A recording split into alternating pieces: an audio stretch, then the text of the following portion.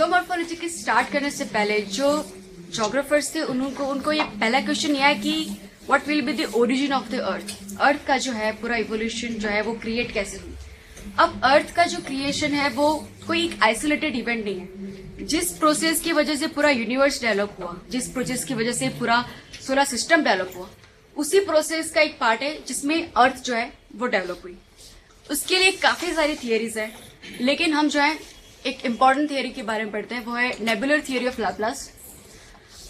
उसका ये मानना था कि अर्थ जो है या फिर एक पहले एक नेबुलस था, यानी कि क्लाउड था बहुत बड़ा, हाइड्रोजन और हीलियम से बना हुआ एक क्लाउड था, और वो जो क्लाउड था वो काफी स्पीड से रोटेट कर रहा था, और इतनी स्पीड के रोटेशन की वजह से उसमें जो है एनर्जी जो थी हाइड्रोजन हीलियम की, वो एनर्जी न्यूक्लियर फ्यूजन भी कहते हैं, वो एनर्जी की वजह से रेडिएशन हुआ, और रेडिएशन होने की वजह से जो है हीट लॉस होता है, उसके जो सरफेस था वहां पे हीट लॉस होता गया, और जब भी हीट लॉस होता है वो कूल होता गया पूरा क्लाउड।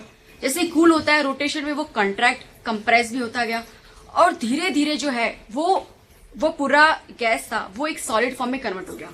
लेकिन जब भी सॉलिड फॉर्म में कन्वर्ट हुआ उससे पहले जब वो बहुत ही ज्यादा स्पीड में रोटेट कर रहा था, तब उसकी इक्वेटर में से एक रिंग अलग हो गई, और उस रिंग के 9 पार्ट्स हुए, और फिर वो 9 पार्ट्स जो गैसियस फॉर्म में थे वो रोटेट होते गए, कंप्रेस ठंडे होते गए, सॉलिडिफाई होते गए, और 9 प्लैनेट्स बने। This is what Laplace is. लेकिन हमारे लिए जो इंपॉर्टेंट है ज्योग्राफी में जानना, वो लाप्लास की थियरी के ये पार्ट जिसमें लाप्लास ने ये कहा कि जब भी जो अर्थ का जो पूरा गैसियस फॉर्म था, वो अर्थ जब घूम रही थी बहुत ही फास्टेस्ट स्पेस में, वो जो रोटेट कर रही थी और कंप्रेस हो रही थी, तब जो क्या हुआ कि अर्थ के जो इंटीरियर जो भी एलिमेंट रहे होंगे उसमें जो सबसे हैवीएस्ट एलिमेंट थे वो उसके कोर में इकट्ठे होते गए, और जो भी लाइटर एलिमेंट्स है वो बाहर सरफेस पर आते गए। ये बहुत ही जाहिर सी बात है, क्योंकि अगर कोई भी रोटेटिंग जो मटेरियल होता है या कोई बॉडी होती है, उसका ये प्रॉपर्टीज रहती है कि जब भी वो घूमती है तो उसके जो हैवीएस्ट एलिमेंट है वो उसके कोर में आ जाता है। अब आप एग्जाम्पल ले सकते हैं, आप किसी बकेट में पानी लीजिए और वहां पे इसके अंदर आप अगर सैंड या रेती डाल दीजिए और फिर उसको घुमाए जोर से, तो जो रेती होती है जो हैवी होती है उसके सेंटर पर आ जाएगी, राइट। तो ये रोटेटिंग बॉडी की प्रॉपर्टी है कि कोर में जो उसके हैवीएस्ट एलिमेंट होंगे और उसके सरफेस में जाएंगे वो उसके लाइटर एलिमेंट्स है, यानी कि सरफेस से अगर हम कोर तक जाएंगे तो डेंसिटी बढ़ती ही जाएगी। आप इसके बेसिस पे ज्योग्राफी में कुछ स्टडी हुई, इससे पहले हुई डेंसिटी स्टडी। इस थियरी के बेसिस पे ज्योग्राफर्स ने देखा कि जो अर्थ की सरफेस की जो डेंसिटी है वो अराउंड 2 to 2.5 है, लेकिन अर्थ की जो ओवरऑल डेंसिटी है वो 5 है। इसका मतलब यह है कि अर्थ के सरफेस के नीचे जो है वहां पे ज्यादा हैवियर एलिमेंट्स है सरफेस के कंपेयर में। तो ये एक थियरी के सपोर्ट में एविडेंस मिला। फिर जो है टेम्परेचर स्टडी की गई। हमें ये जानते हैं कि जैसे ही अर्थ के डेप्थ में जाते हैं वहां का टेम्परेचर बढ़ता जाता है, राइट। अर्थ जिस गैसियस फॉर्म से ठंडी हुई है उसका सरफेस तो ठंडा हो गया है, लेकिन अर्थ का कोर अभी भी गर्म है, जिससे हम रेसिडुअल एनर्जी कहते हैं। तो इसकी वजह से जब भी हम अर्थ के डेप्थ में जितने जाते हैं हमें वहां का टेम्परेचर जो है वो बढ़ता जाता है। तो राइट, तो इससे भी जो है ये भी एक एविडेंस है सपोर्टिंग टू लाप्लास थियरी। अब ये जो है वो ज्योग्राफर्स को पता चल गया कि चलो जैसे ही हम अंदर जाएंगे डेंसिटी बढ़ती जाएगी, टेम्परेचर जो है वो बढ़ता जाएगा, लेकिन एग्जैक्टली अर्थ के इंटीरियर में है क्या, वो कौन से टाइप के रॉक्स है, उनका कंपोजिशन क्या है। तब उन्होंने कुछ एविडेंसेस से ये फाइंड करने का ट्राई किया। उन्होंने क्या किया कि जो भी वर्ल्ड में सबसे डीपेस्ट माइन है उसके रॉक्स लिए वो उन्होंने स्टडी किया कि उनका कंपोजिशन क्या है। फिर जो है हमारे वोल्केनिक रॉक्स है उनका उन्होंने स्टडी किया और जाना कि उनके कंपोजिशन क्या है। लेकिन ये जो एविडेंस थी उनकी लिमिटेशंस थी, क्योंकि अर्थ पे जितनी भी माइन्स हैं या वोल्केनोज हैं वो अर्थ के सरफेस के 100 किलोमीटर हैं उतने तक ही लिमिटेड है। मतलब 100 किलोमीटर के बियॉन्ड में किस तरह के रॉक्स है वो नहीं पता किया जा सकता।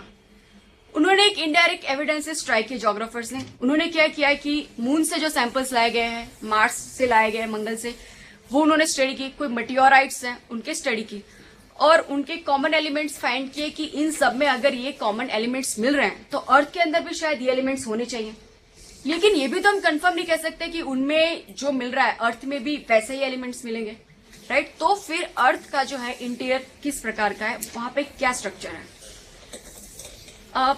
ये जो पूरा स्ट्रक्चर जो है हमें मिला, उससे पहले मैं एक पर्सनालिटी से आपको इंट्रोड्यूस करना चाहती हूँ। ये ज्योग्राफर, उसका नाम है एडवर्ड स्विस।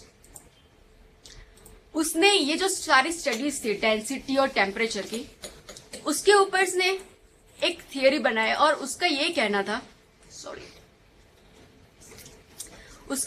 था कि अर्थ का जो कोर है, इंटीरियर पार्ट है, वो निकल और आयरन का बना हुआ है। उसके ऊपर का जो लेयर है, जिसे उसने एक कॉन्टिनेंटल क्रस्ट कहा, वो सीमा यानी सिलिकॉन और मैंगनीज का बना हुआ है। और उसके ऊपर जो कॉन्टिनेंटल क्रस्ट है सबसे ऊपर का, वो जो है सियाल, सिलिकॉन और एल्यूमिनियम का बना हुआ है। एडवर्ड का जो थियरी थी, उसने ये बताया कि सिर्फ अर्थ का जो इंटीरियर टू सरफेस, वो सिर्फ 3 लेयर का है, सियाल, सीमा और कोर। और जो सियाल है वो कॉन्टिनेंटल क्रस्ट है और सीमा जो है वो ओशनिक क्रस्ट है। अब ये काफी सिंपलिस्टिक मॉडल है और आज जो है इसको रिजेक्ट किया गया है।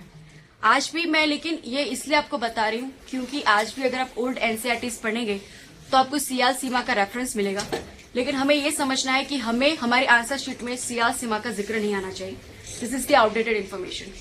लेक्चर के लेटर पोर्शन में हम देखेंगे कि रियल चीज क्या है, why Edward Suess is wrong. अब एडवर्ड स्विस रॉन्ग है तो क्या सच्चाई है? इसके लिए ज्योग्राफर्स ने कुछ इनडायरेक्ट स्टडी की गई और उसके लिए सिस्मिक वेव्स का यूज किया गया। सिस्मिक वेव्स यानी अर्थक्वेक वेव्स, जिससे अर्थक्वेक अर्थ पर आता है।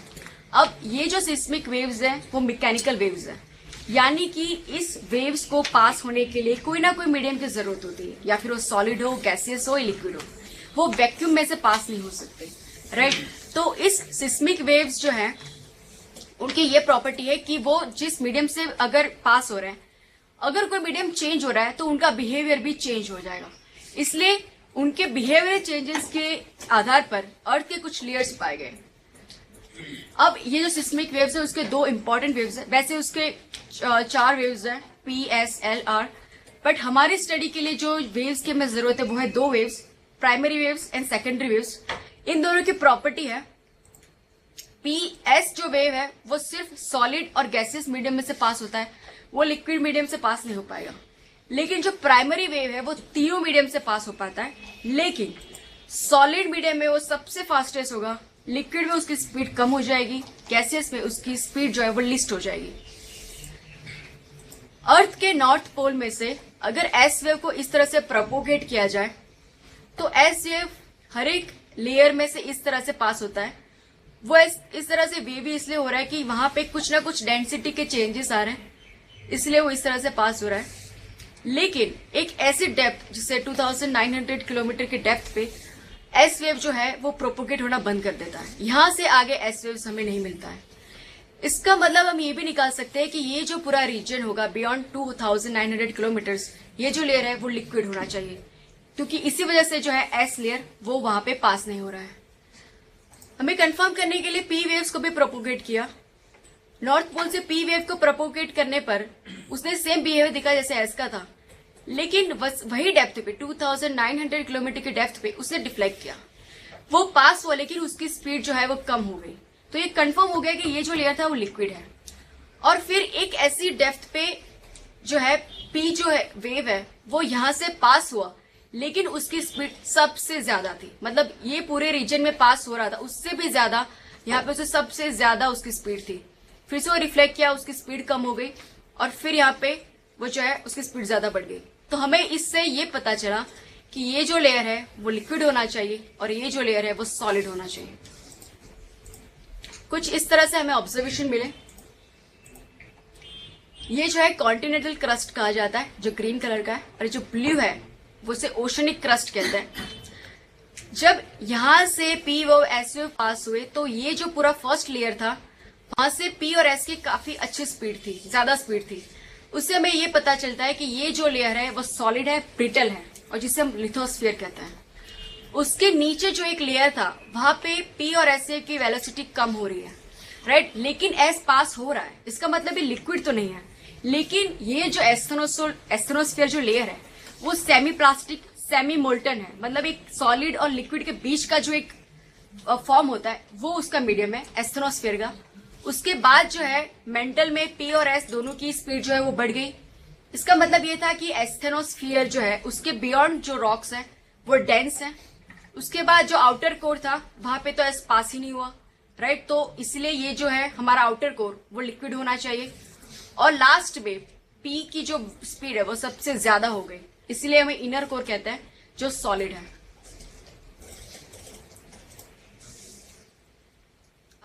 एनसीईआरटी क्लास 11 चैप्टर 3 आप स्टडी कर सकते हैं। मैं यहाँ पे आपको कुछ कंपोजिशंस ऑफ अर्थ बताना चाहती हूँ। हमने पढ़ लिया कि लेयर्स कौन कौन से टाइप्स के होते हैं, लेकिन एग्जैक्टली अर्थ में कौन कौन से जो है मिनरल्स या कौन कौन से एलिमेंट्स पाए जाते हैं। अर्थ एज अ होल में देखेंगे सबसे ज्यादा एलिमेंट जो है वो आयरन पाया जाता है, उसके बाद oxygen, then silicon, then magnesium, sulphur, nickel, calcium and then aluminium. But earth के सिर्फ क्रस्ट की हम बात करें तो सबसे ज्यादा एलिमेंट ऑक्सीजन है, then silicon, then aluminium, then iron, then calcium, then magnesium, then sodium and then potassium. ये जो है असेंडिंग डिसेंडिंग ऑर्डर के क्वेश्चन में हमें इंपॉर्टेंट हो सकता है। शायद ये क्वेश्चन आए कि अर्थ के क्रस्ट में सबसे ज्यादा एलिमेंट कौन सा है, और ऑप्शन आए कि oxygen, silicon, iron and magnesium.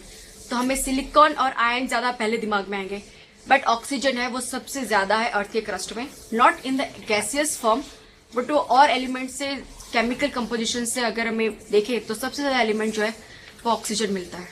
तो इससे आप असेंडिंग ऑर्डर्स में आप इसे प्रिपेयर कीजिएगा। अब हम पढ़ते हैं रॉक्स ऑफ द अर्थ। जो अर्थ के क्रस्ट में जो रॉक्स मिलते हैं वो 3 टाइप्स के होते हैं, वो है इग्नेसियस रॉक, मेटामॉर्फस रॉक और sedimentary rocks cycle.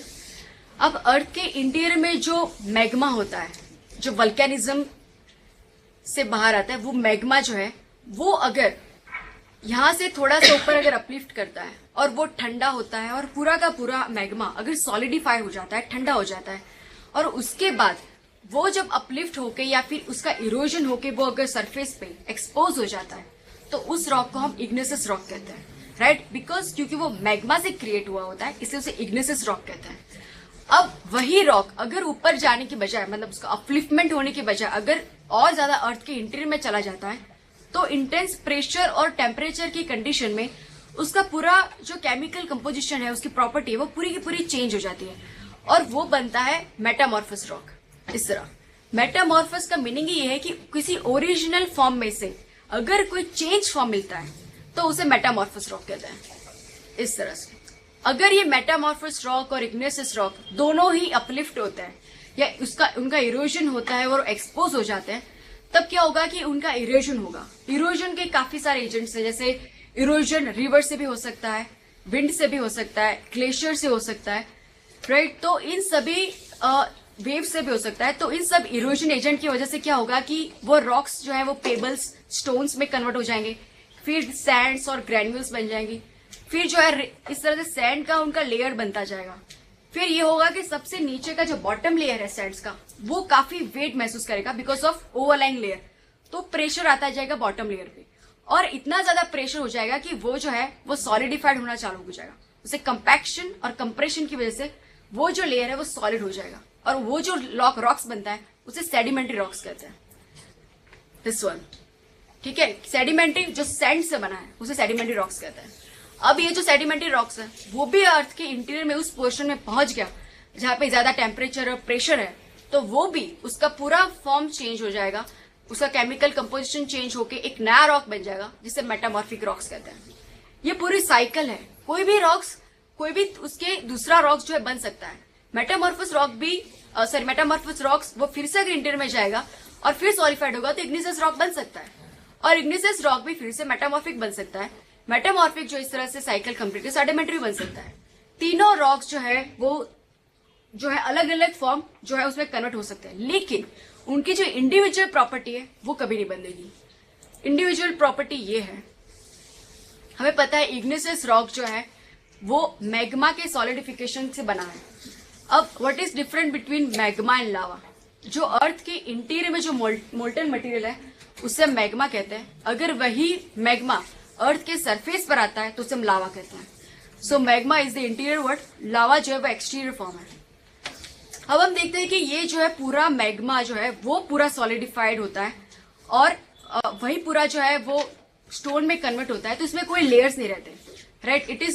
It doesn't have any strata और लेयर्स, और because the entire lava is solidified it is crystalline, और वहां पे कोई उस रॉक में से कोई फॉसिल्स नहीं मिलते, फॉसिल्स यानी जीवाश्म। अब इतनी गर्मी, मतलब इतना हॉट लावा जो है उसमें कोई चांस ही नहीं कि कोई फॉसिल सर्वाइव कर पाए, राइट? और इसीलिए अगर ये जो है वो कूल्ड होता है, वो सॉलिडिफाइड होता है, तो उसमें कोई फॉसिल्स एविडेंस नहीं मिलता है। लेकिन सेडिमेंट्री रॉक्स ये जो है वो लिथिफिकेशन ऑफ सॉइल से बनता है, मतलब सैंड जो है उसका कंप्रेशन कंपैक्शन होता है और इसी वजह से ये जो है वो रॉक्स में कन्वर्ट होता है, इसीलिए इसे लिथिफिकेशन कहता है। अब ये जो हमने पहले बताया कि कोई भी जो रॉक्स है उनके जो है इरोजन से फिर उनका डिपोजिशन होता है, लेयर्स होते हैं, फिर उनका कंपैक्शन होता है, लिथिफिकेशन से सेडिमेंट्री रॉक्स बनता है। लेकिन हमने देखा कि वो लेयर बाय लेयर होता है और उनके कंपैरेशन से ही बनता है, इसलिए ये जो रॉक्स होता है हमेशा लेयर्स में होता है। और ये भी पॉसिबिलिटी है कि इन लेयर्स के बीच में कोई लीफ, कोई इंसेक्ट, इस तरह से जो है लिविंग ऑर्गेनिजम्स के फॉसिल्स हमें इन लेयर्स के बीच में मिल सकते हैं। तो इसीलिए सेडिमेंट्री रॉक्स में हैव फॉसिल्स।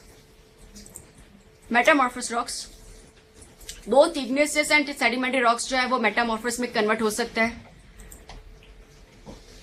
उनमें फॉसिल्स नहीं है, कोई स्ट्रेटिफिकेशन भी नहीं है क्योंकि पूरी केमिकल कंपोजिशन से है वो चेंज हो जाता है, right? This is the example of metamorphous rock, कैसे जो है सेडिमेंट्री रॉक्स या इग्नेशियस रॉक मेटामॉर्फस में कन्वर्ट होते हैं। ग्रेनाइट जो है वो कन्वर्ट होके जो रॉक बनता है मेटामॉर्फस, उसे नेसिस कहते हैं। लाइमस्टोन से मार्बल बनता है, सैंडस्टोन से क्वार्टजाइट बनता है, और क्ले या मडस्टोन सेडिमेंट्री रॉक्स में से स्लेट या सिस्ट बनता है। UPSC prelim 2001 question, consider the following statements made about sedimentary rocks. 1. Sedimentary rocks are formed at Earth's surface by hydrological system. Formation of sedimentary rocks involves weathering of pre-existing rocks. First का ये मैं translate करूंगी। Sedimentary rocks जो है अर्थ के surface में hydrological system पे बनते हैं। हाइड्रोलॉजिकल सिस्टम यानी मैंने पहले बताया कि इरोजन, रिवर्स से इरोजन होके बनते हैं। Formation of sedimentary rocks involves weathering of pre existing rocks, पहले जो है रॉक्स उसी से वेदर होके बनते हैं। Third statement, sedimentary rocks contains fossils, उसमें फॉसिल्स हो सकते हैं। Fourth, sedimentary rocks occur in layers, strata या लेयर्स में अकर होता है। So the four, all of them are correct, alright. मैंने पहले ही बताया हाइड्रोलॉजिकल सिस्टम हो सकती है, वेव एक्शन, ग्लेशियर्स या विंड, ये चार एलिमेंट्स है इरोजन के। चारों एलिमेंट्स जो है वो किसी भी सरफेस को इरोड कर सकता है। Prelim 2001 question, quartzite is metamorphous from, just now we have seen that, A limestone, B obsidian, C sandstone या D cell. The answer is C sandstone. तो हमने इंटीरियर ऑफ द अर्थ पढ़ा, कुछ थियरी पढ़ी और फिर हमने सिस्मिक वेव स्टडीज की और उससे पता चला कौन कौन से लेयर है अर्थ के। फिर डिफरेंट एलिमेंट्स देखे कौन के सबसे ज्यादा मिलते हैं, कौन से कम मिलते हैं। रॉक्स के बारे में हमने पढ़ा, अर्थ के क्रस्ट में जो रॉक्स हैं, 3 टाइप्स के rock, igneous rocks, metamorphous, sedimentary rocks, उनकी साइकिल पढ़ी, उनकी प्रॉपर्टीज देखी। अब जो है मैं अर्थ के इंटीरियर में से आपको अर्थ की हिस्ट्री में ले जाना चाहती हूँ। अर्थ की जो जियोलॉजिकल हिस्ट्री है, अर्थ जो है वो 4.6 बिलियन ईयर्स ओल्ड है और 4.6 बिलियन ईयर्स जब उसका एवोल्यूशन हुआ और 3.5 बिलियन मतलब 1 बिलियन ईयर के बीच में अर्थ में कोई भी लाइफ नहीं थी। इससे हम प्रेटेरोजोइक एरा कहते हैं। और फिर 3.5 बिलियन टू 2.5 बिलियन ईयर्स के दौरान अर्थ में जो है फर्स्ट लाइफ फॉर्म का जो है इवोल्यूशन हुआ और फिर 2.5 टू 5.5 बिलियन ईयर्स के बीच में फर्स्ट फिश इवॉल्व हुई।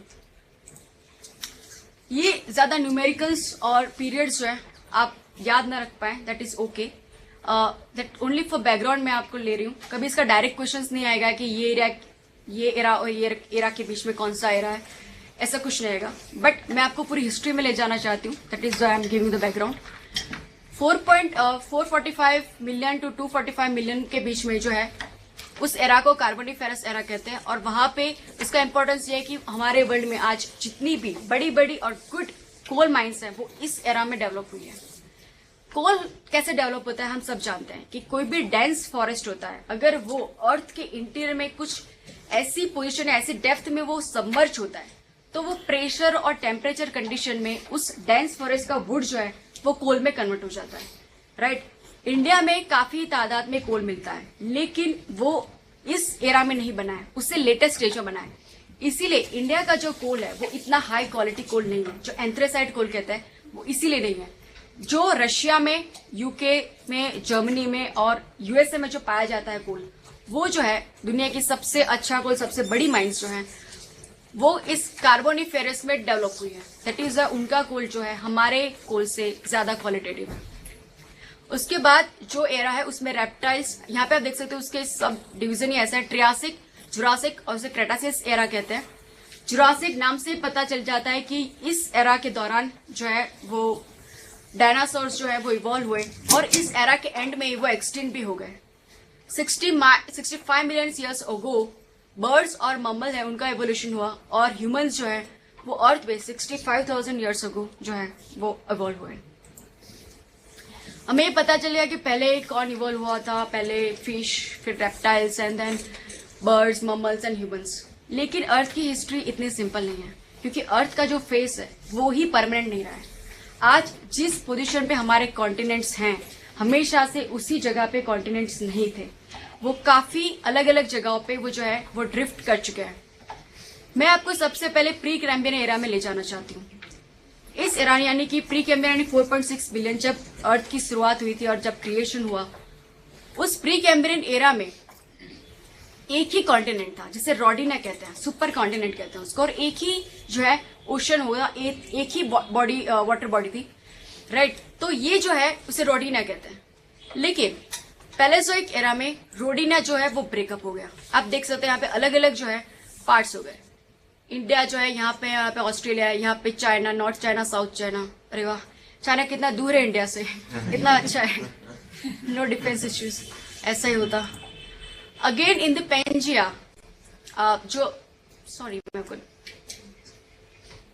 मेसोजोइक एरा में, mid Mesozoic era around 300 million years ago, ये जो पूरे जो लैंड मासेस हैं वो फिर से मर्ज हो गए और जो लैंड मास बनता है, जो सुपर कॉन्टिनेंट बनता है, उसे पेंजिया कहते हैं।